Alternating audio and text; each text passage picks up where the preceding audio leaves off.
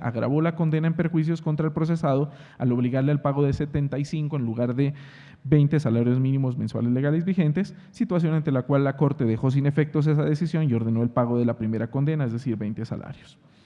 En una decisión con mayor riqueza argumentativa se invocó expresamente un pronunciamiento de la Corte Constitucional, que fue la sentencia C591 del 2005, en donde se analizó el contenido de la garantía a la luz del nuevo sistema procesal penal contenido en la Ley 906 del 2004.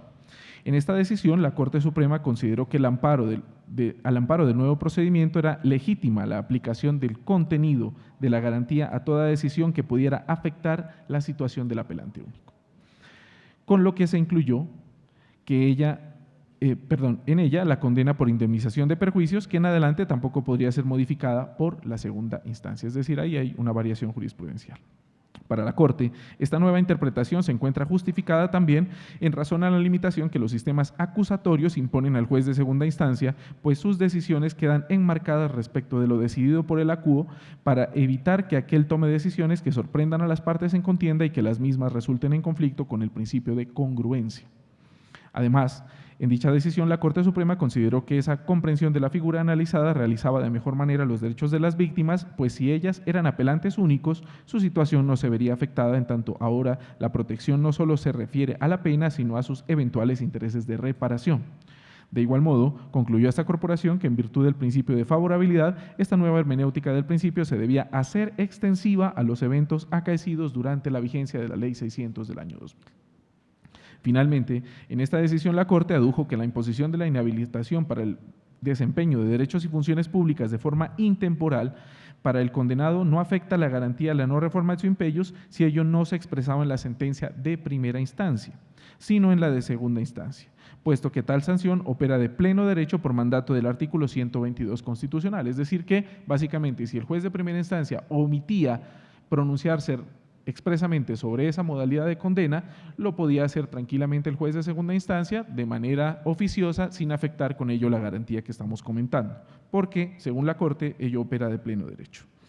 Con esta decisión se define en parte el contenido de la garantía, excluyendo de su núcleo la imposición de la mencionada inhabilidad permanente consagrada en la Carta Superior para los delitos contra el patrimonio público. Por esta razón, en la gráfica se incluye esa decisión un poco más a la derecha.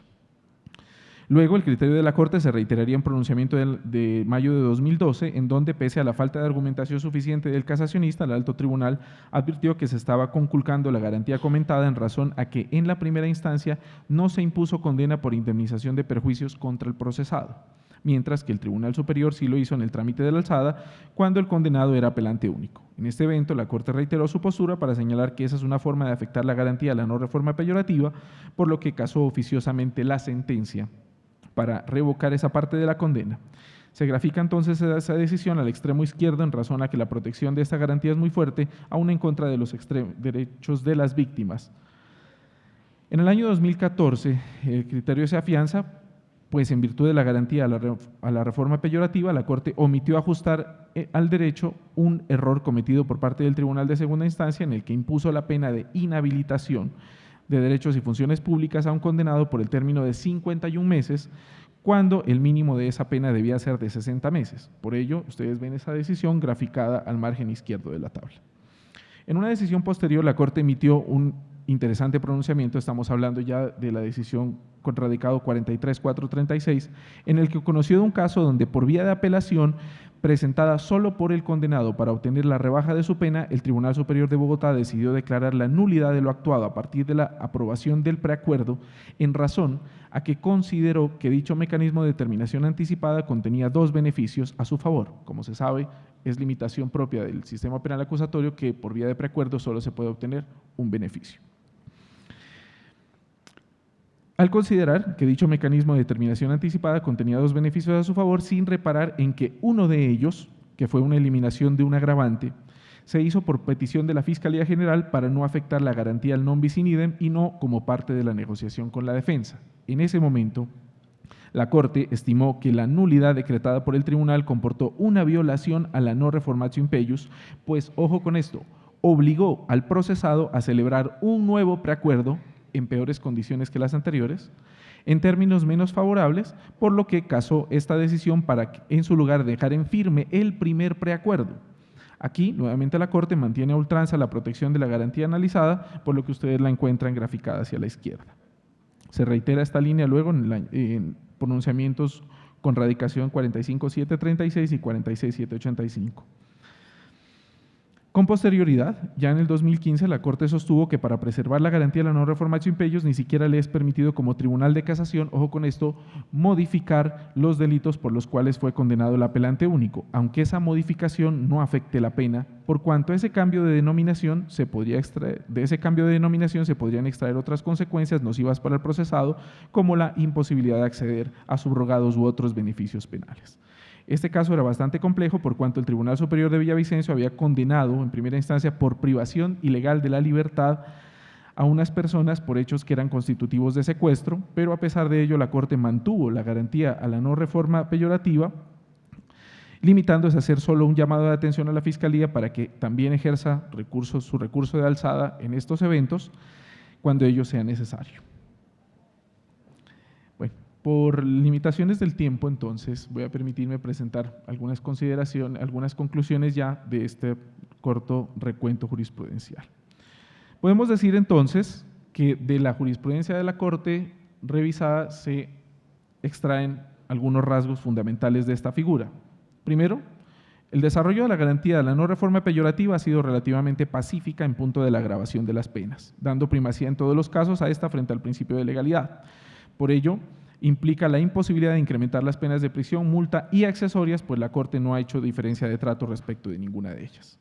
De igual manera, el carácter de apelante único para reclamar la aplicación de la garantía de la no reforma peyorativa no la da el número de recursos presentados, sino el interés concreto que se persiga en la alzada. Puede haber varios apelantes, pero si tienen un mismo objetivo durante la apelación, ahí el tribunal de segunda instancia tiene amplitud para modificar la decisión. En virtud de la Ley 906, esta garantía no solo abarca las condenas contenidas en la sentencia, sino a cualquier otra decisión que sea recurrida por apelante único. Por ello, se puede aplicar con carácter universal a las actuaciones adelantadas bajo el procedimiento de Ley 600 en virtud del principio de favorabilidad. Respecto a la condena por indemnización de perjuicios, como parte integrante de la garantía en la no reformatio impellos, la jurisprudencia de la Sala Penal de la Corte ha sido ambivalente, puesto que pese a haber estructurado un discurso sólido sobre el alcance universal de la figura, tras la entrada en vigencia de la Ley 906, en un pronunciamiento reciente de febrero del año pasado, volvió a retomar sus anteriores pronunciamientos para concluir que dicho componente de la condena sí puede agravarse en segunda instancia en contra del apelante único. La misma ambivalencia se ha presentado respecto de la posibilidad de incluir nuevos delitos en la sentencia condenatoria de segunda instancia sin que ello implique, por supuesto, la agravación de la pena impuesta. Y finalmente, se debe señalar que la jurisprudencia de la Corte ha sido constante en afirmar que no existe violación a la garantía analizada cuando el juez de instancia omite totalmente un pronunciamiento respecto de una de las solicitudes de condena de la Fiscalía, motivo por el cual en estos eventos, dice la Corte de manera bastante curiosa, se debe romper la unidad procesal para que el juez de primera instancia emita un pronunciamiento de fondo, lo cual deja a salvo, según la Corte, el derecho de defensa, contradicción y también la garantía a la no reformatio impellos. Con esas consideraciones, agradezco a todos su paciencia por haberme escuchado, muy amable.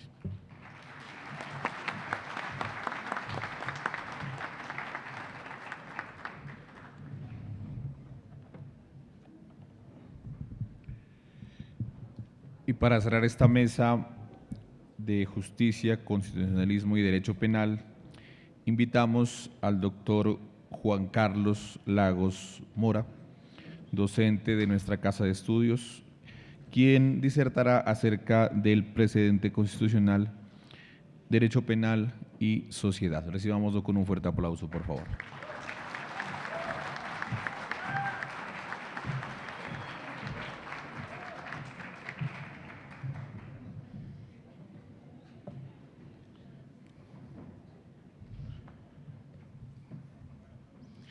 Sea lo primero, agradecer al auditorio, un cordial saludo a mis compañeros de la mesa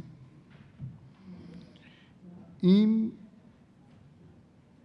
voy a plantear esta noche unas simples anotaciones aparentemente muy disímiles. Pero estas anotaciones tienen un solo propósito: posiblemente tal vez muy pretencioso, pero no veo sino una sola forma de anunciarlo de acuerdo a la forma en que yo planteo las cosas. Entonces, voy a citar un libro, una costumbre que algunos dirán que es un vicio del que les habla. Y un libro, como siempre, no jurídico. Un libro intitulado Alguien tiene que llevar la contraria, de Alejandro Gaviria. Voy a plantear estas anotaciones en un tríptico. La primera parte, ideología y derecho a castigar.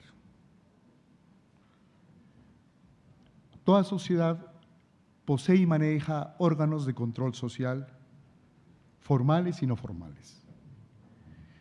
El ejercicio de la fuerza legal es el derecho a castigar materializado en el derecho penal. Obviamente, siempre dentro de un bloque histórico entendido como una formación social en un tiempo y en un espacio determinado. Estos órganos de control, y siendo el derecho penal esencialmente un órgano de control, es esencialmente ideológico, pero entendido como un conjunto de valores culturales que se introducen, se amplían, integran y socializan un sistema social.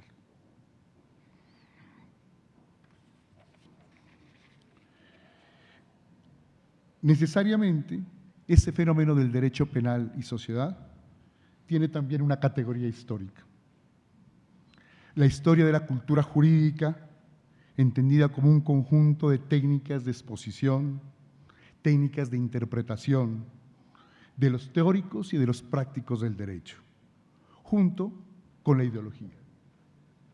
Concepción del papel del Estado y del derecho penal dentro de una sociedad, siempre determinada en un tiempo y en un espacio determinado. Esa cultura jurídica es consciente y es inconsciente. Bajo esta óptica,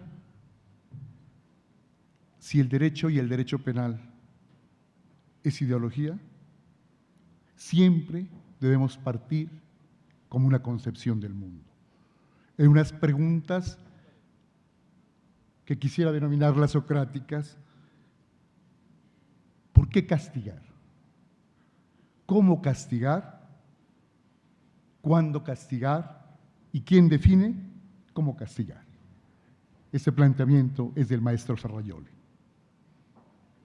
Ahora bien, para poder entender el papel del derecho penal en la sociedad colombiana, debemos analizar muy brevemente cuál ha sido el papel de la cultura jurídica en nuestra sociedad. Cuando nace nuestra sociedad, en la segunda década del siglo XIX, dada la influencia europea y de los Estados Unidos de Norteamérica, se inició un largo y tortuoso proceso que, según algunos, todavía no ha terminado, de construcción del Estado-Nación. Este proceso de construcción tuvo muchas dificultades, por cuanto, como casi todos los países de habla iberoamericana, carecíamos de todos los factores que llevaron a la formación de un Estado-Nación europeo. Y entonces, nuestras sociedades se vieron en la obligación de adoptar modelos de organización política, originadas en revoluciones burguesas de muchas otras latitudes. Y entonces, una de las herramientas fundamentales para formar nuevas naciones en Iberoamérica fue el derecho, un derecho concebido como elemento fundamental de la política, que condujo a un fenómeno de sobrevaloración de lo jurídico, y que en el caso colombiano nos llevó y nos lleva a creer todavía que el tema constitucional es una panacea para construir una nación y organizar a la sociedad. Se llegó al punto de confundir ambos fenómenos y así se trasladaron funciones del sistema político, específicamente las funciones de articulación social, al sistema jurídico, en este caso al sistema constitucional. Se pensaba, y aún se piensa, que una constitución puede moldear totalmente una nueva sociedad. Este concepto parece sólido, lógico, indiscutible y universal. Lamentablemente, a esto se contrapone y lo contradice la realidad económica que desborda los planteamientos así construidos.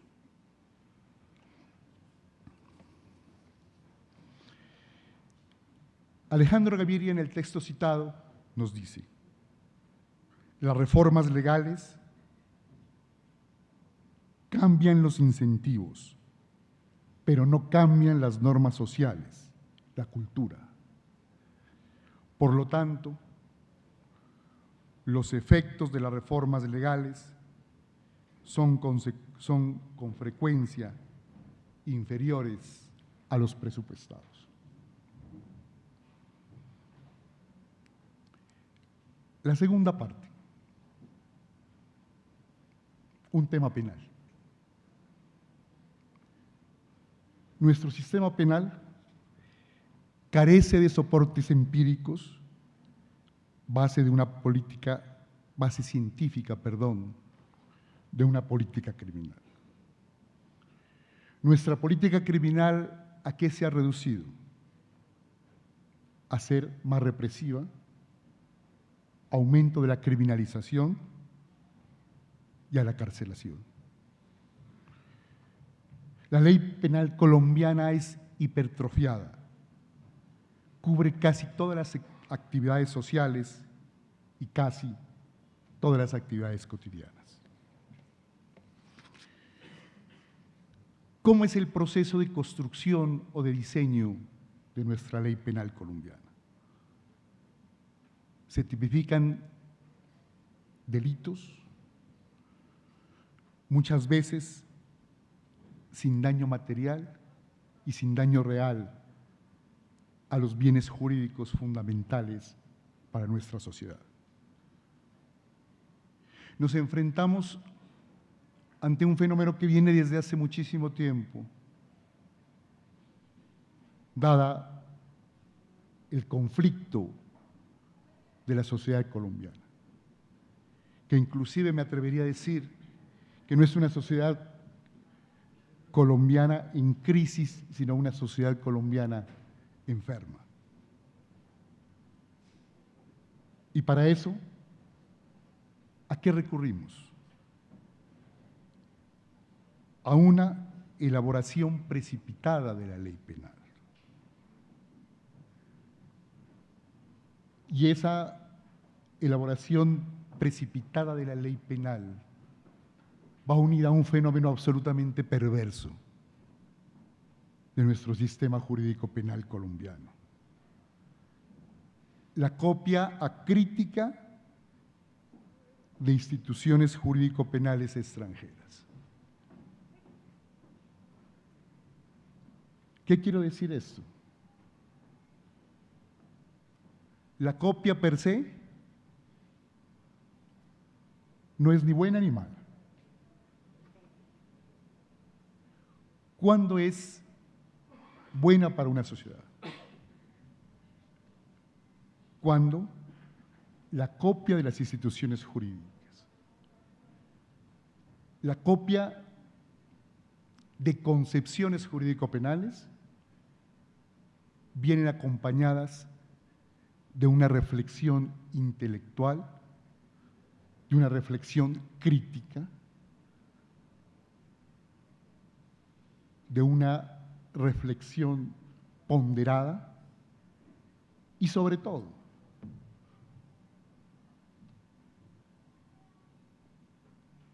tal vez la observación que yo hago es un problema de método, es un problema epistemológico. Cuando planteamos problemas de derecho penal, casi siempre recurrimos a un método deductivo, una construcción de grandes principios jurídico-penales, aparentemente razonables, convincentes, pero que, como ya lo había advertido, chocan con la realidad. ¿Y eso por qué? ¿Alguna vez, en alguno de los muchísimos intentos que se han hecho de reformar nuestro sistema penal, la academia, los operadores de justicia y el gobierno nos hemos preguntado, antes de cambiar las normas,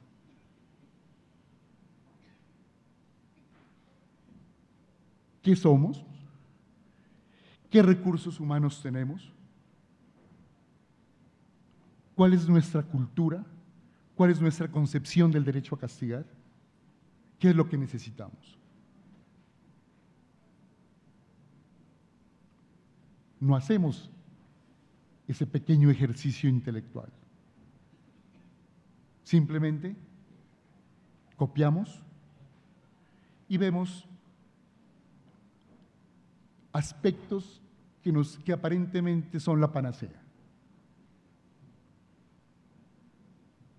Tenemos problemas de impunidad, tenemos problemas de lentitud de la justicia. Adoptemos la oralidad. Pero, ¿qué tipo de oralidad? ¿Tenemos la cultura? ¿Tenemos los recursos? ¿Qué ha ocurrido con nuestro sistema penal acusatorio? ¿Es un sistema oral? No, es un sistema simplemente lectural. Porque eso contradice los principios fundamentales de un proceso oral. Inclusive, si vamos a copiar, copiemos bien y apliquemos bien las cosas.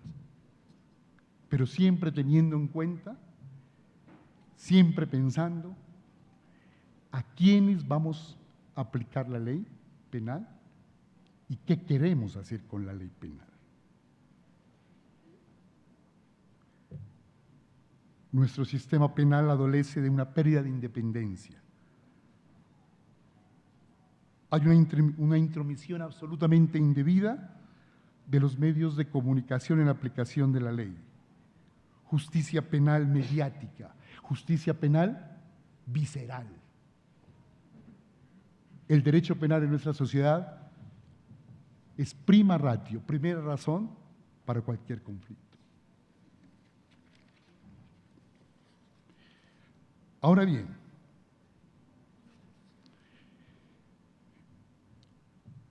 la tercera parte de mi intervención hace parte, para completar este tríptico, de la interpretación de la ley penal.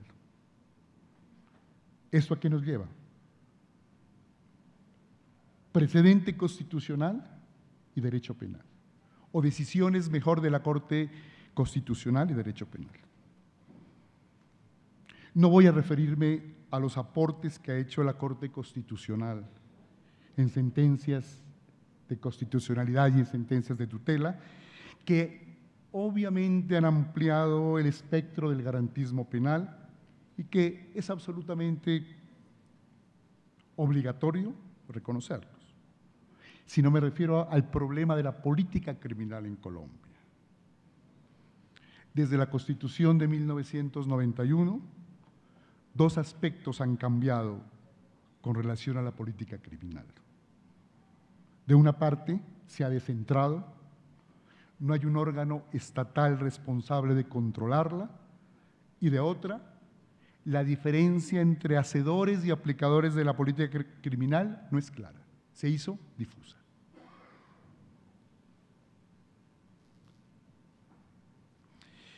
Al papel del Consejo Superior de la Judicatura, la Corte Suprema de Justicia, la Fiscalía, el Congreso, además del gobierno que debería impulsar la política criminal, es necesario agregar que solamente mediante esquemas de interpretación muy complejos se puede controlar mejor la criminalidad. En otros términos, es a través de la jurisprudencia constitucional que se controlan las decisiones político-criminales. Pero nos encontramos ante un grave problema con la política criminal.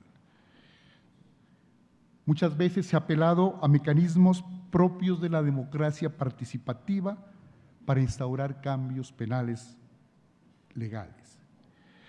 Y si a eso aunamos la presión mediática de órdenes internos con intereses moralistas o pretendidamente ideológicos, nos encontramos ante una grave crisis de la política criminal y del derecho penal aquí en Colombia.